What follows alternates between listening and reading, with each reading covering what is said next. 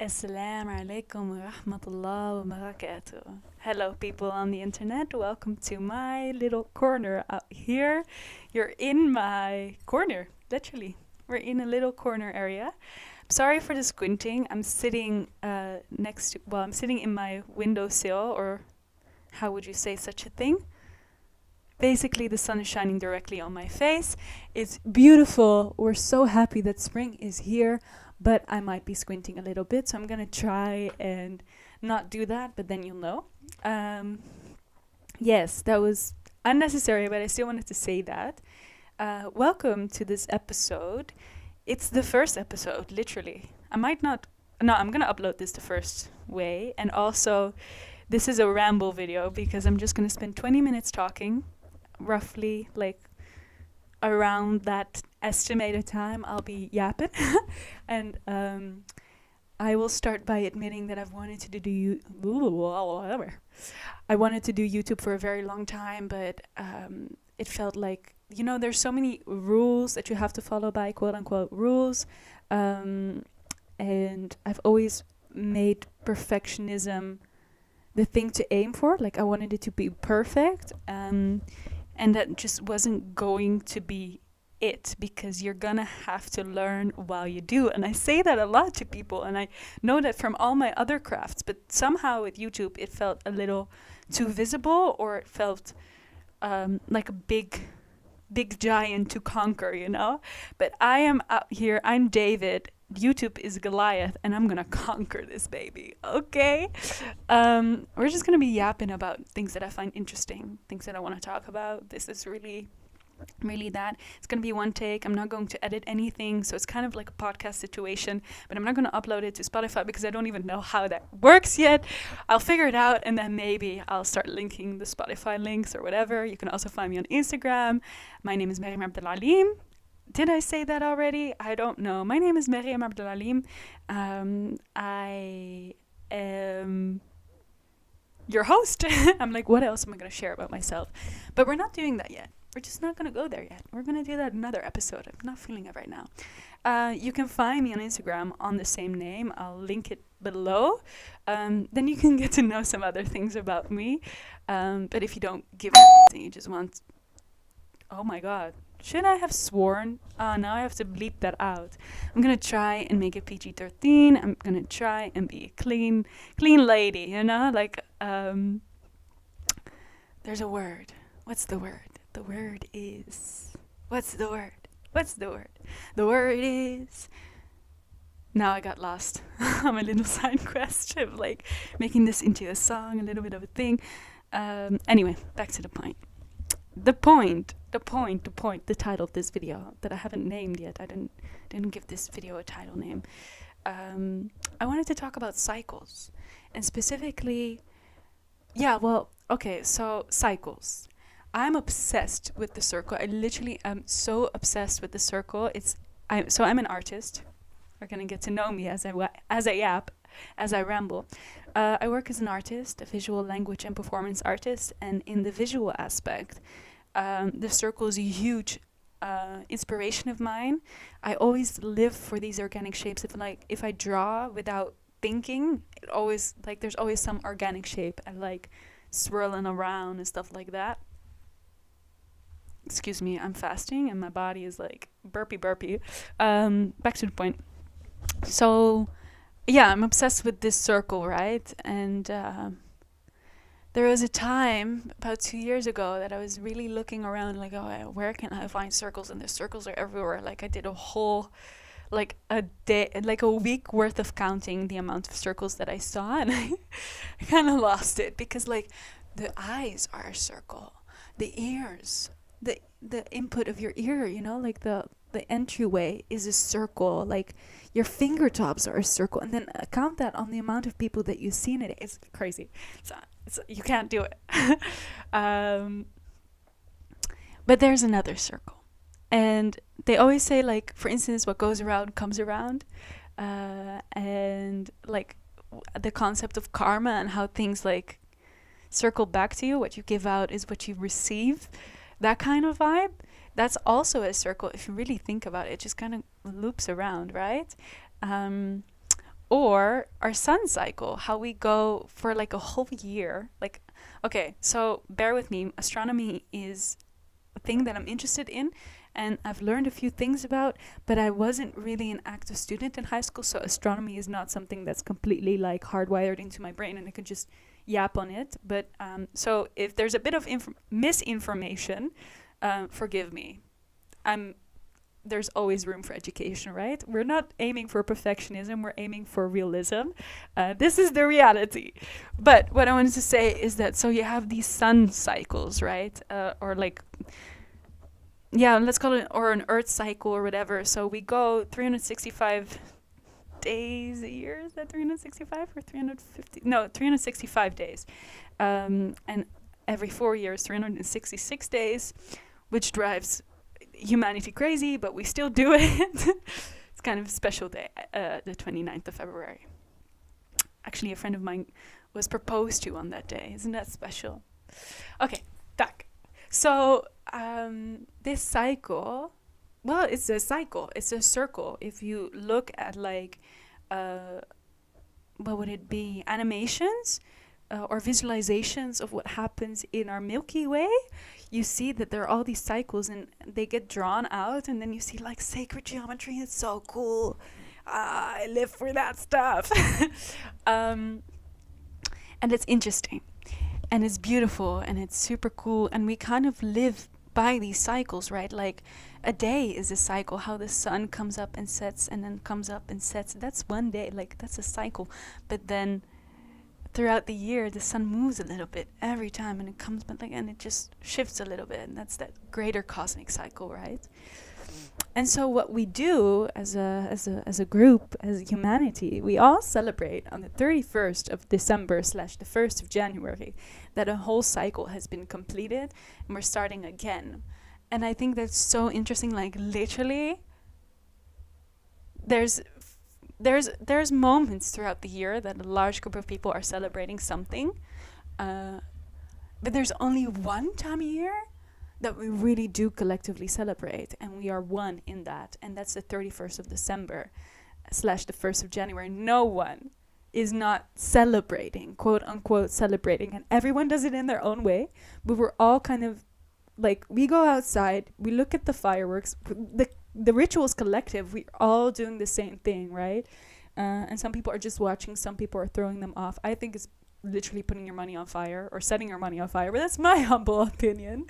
And there are all kinds of other ways, and some groups of people, they say, I've done this once or twice as well, where I just sit down and I reflect on the year I've had and the year I'm going through, or that the year I want to pull in a little bit, the things that I'm looking forward to, the things that I want to learn, the things that I want to grow in, all of that. It's beautiful. It's that time of reflection. And I think as humans, we need that time of reflection. You cannot always be go, go, go, go, go. Why do we sleep? We need to rest, okay? And then reflection is also a way. And actually in sleeping, we find a moment to reflect because our subconscious starts speaking to us. And to each their own, right? But I think there's value in dissecting a little bit of your dreams. You don't have to live completely obsessed with your dreams. But I think being respectful of them, the fact that they are these messages that your subconscious is bringing to you, is important. It's a time of reflection. But you can also do that in waking, with your friends, with your notebook. Those are my two main options. With your therapist, with someone, or with yourself. Both are valuable, both have different aspects to them, but both are with the intention of reflection if you set it. Yeah, so why I wanted to go here, this lead up that I'm building, is because I think that cycle is too long. I think a whole year, 365 days, is too long. And I don't think that it's not valuable to do it, but I want to advocate for something. And that's advocating for doing it one moon cycle. And so now we're going to go a little more around the spiritual side of things. And I have a whole journey with spirituality. Maybe that will be my next episode, or maybe I can twinkle a little bit of that in here. But my journey with calming my nervous system and coming back into myself, or coming into myself for the first time maybe ever, because long story. The moon was that gateway for me. The moon was this first, like, there were these beautiful witchy women who like worship the moon, and they live by her. Worshipping is maybe a big word, but they definitely give respect to her, and I think we need to talk about this as well. How people who are not in line with that moon living, they think that women worship the moon. And there's a difference between appreciating something and giving reverence to it, like I appreciate my mother and give reverence to my mother, than worshipping. There's a close one, and I think in the end, it doesn't matter what other people think, but you should stay respectful. And this moon cycle, right, is actually a really ancient way of living. And someone with a Muslim background and someone who's coming back into the faith and integrating all of that, the moon is a huge aspect of Islam as well. And in many ways, it is such a powerful resource and such a powerful moment. It is literally symbolizes reflection, right? Because the moon doesn't shine on its own and gets its light from the sun. From the little astronomy knowledge that I have. But yeah, so this the moon gets illuminated by the sun, and that's how we see at night, because of this reflection, if that makes sense, because the sun is on the opposite side of the world, but somehow it reflects. And this is where I'm like, okay, I need to pull up a graph again to see how this works. But essentially, we all agree, right? This is how it works. We kind of all understand that basic intertwining between the sun and the moon. And there's a little cycle of 28 days, and women are very familiar with that cycle because our bodies live on that same cycle. So worshipping the moon, quote unquote, is not necessarily maybe the right word, but it's about paying witness to it and living in alignment with it, understanding that where the moon is at is where we are at in our own cycle, because we are inherently connected to the world around us. And the more we pay attention to that, the more we respect that fact, the more ease we will actually find in our life when we start to study the things around us and how we relate to those things around us, and vice versa. It's basically the same thing.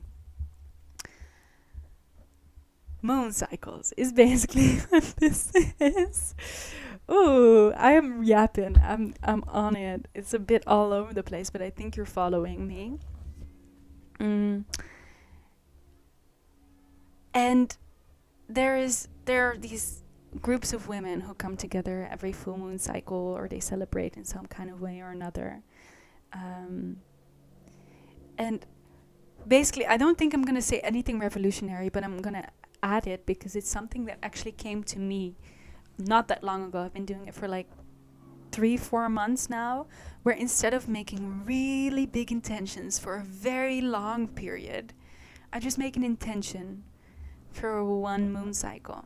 So from one full moon to another, and from one new moon to another. And just that. Just live by that smaller cycle. Because sometimes we tend to make things really big, and we tend to get overwhelmed by it, and we tend to lose sight of it. And I think making a smaller cycle, we give ourselves more chances to reflect, pause, and in between. And I think creating an intention for a bigger cycle, I don't say it's a sin. I don't think it's wrong. I think it's very beautiful, and I think we should continue to do that, because reflecting from my 24th year to my 25th year of life is obviously important, because there's so much growth that happens in those 12 months. But so does growth happen every single day.